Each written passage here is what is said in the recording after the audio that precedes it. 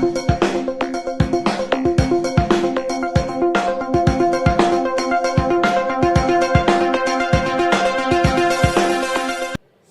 jumpa anak-anakku. Doa dan harapan ibu, kita semua ada di dalam keadaan sehat untuk bersama mengikuti kegiatan pembelajaran pada saat ini, khusus untuk pembelajaran IPA Biologi. Kita masih berada pada bab 5 tentang sistem peredaran darah pada manusia. Tujuan pembelajaran kita saat ini adalah mengidentifikasi pembuluh darah sebagai salah satu organ peredaran darah pada manusia. Anak-anakku, darah di dalam tubuh kita dapat mengalir karena adanya kontraksi dari jantung atau jantung memompa darah, dan darah itu dapat mengalir karena ada pembuluh darah kita. Darah di dalam pembuluh balik yang miskin akan oksigen akan mengalir menuju jantung. Mengalirnya darah ke seluruh tubuh merupakan hasil kerja jantung yang memompa keluar darah melalui pembuluh nadi untuk dialirkan ke seluruh tubuh. Pembuluh darah pada tubuh manusia terdiri atas satu pembuluh kapiler. Fungsinya adalah menghubungkan arteri terkecil atau yang disebut juga dengan arteriola dan vena terkecil atau yang disebut juga venula.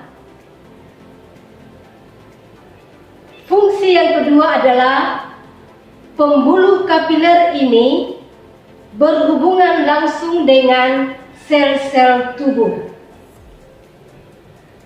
Kemudian memiliki ciri berdinding tipis, terdiri atas hanya selapis saja sel, dan berdiameter kurang lebih 7,5 mikron. Pembuluh darah yang kedua berikutnya adalah pembuluh nadi atau arteri. Berfungsi membawa darah keluar dari jantung. Ciri-ciri pembuluh nadi adalah satu, letak nadi atau arteri ini berada bagian agak ke dalam dari permukaan kulit.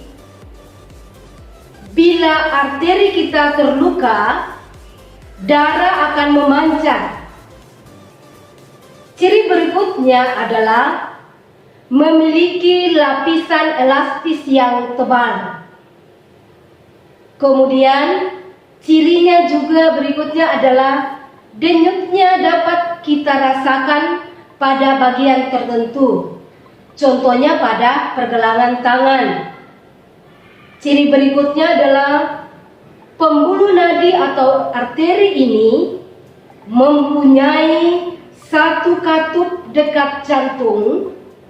Tujuannya agar darah tidak mengalir kembali ke jantung. Pembuluh nadi atau arteri ini berpangkal pada bilik kiri dan kanan jantung yang disebut dengan aorta.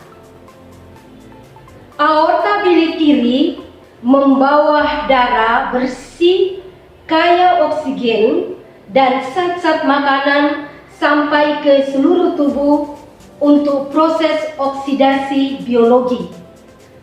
Proses oksidasi biologi ini adalah reaksi antara oksigen dan bahan makanan yang sudah diproses melalui proses pencernaan makanan. Aorta bilik kiri juga bercabang menjadi arteri, dan yang terkecil adalah arteriola.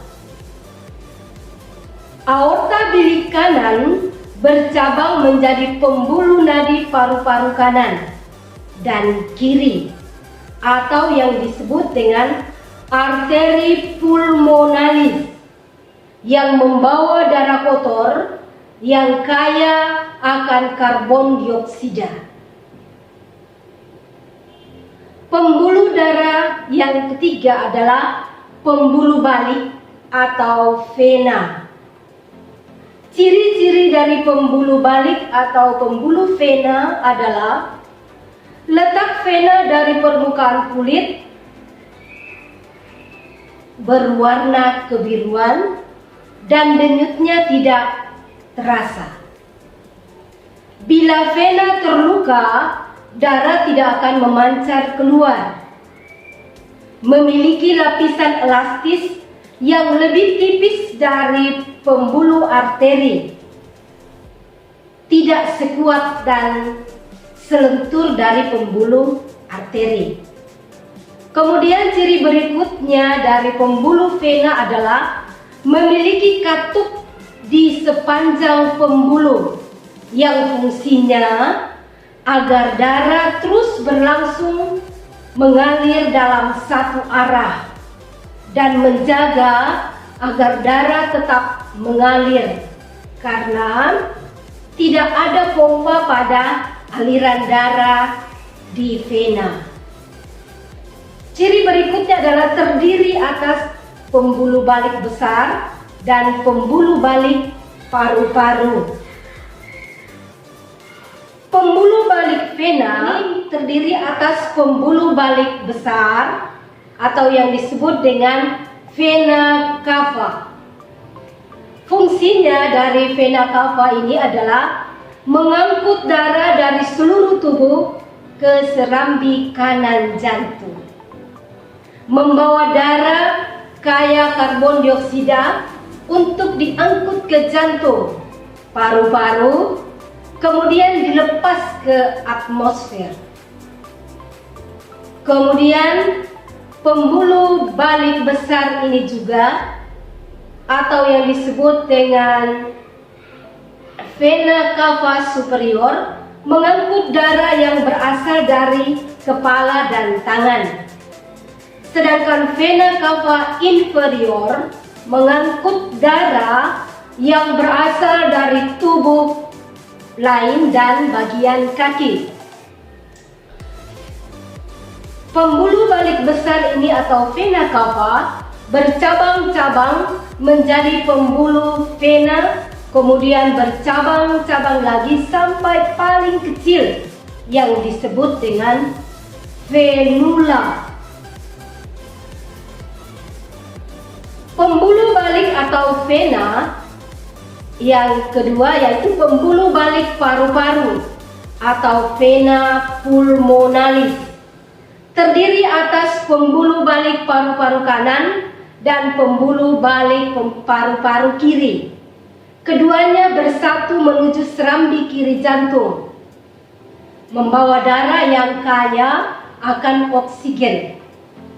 Pembuluh balik paru-paru kanan mengangkut darah dari paru-paru kanan.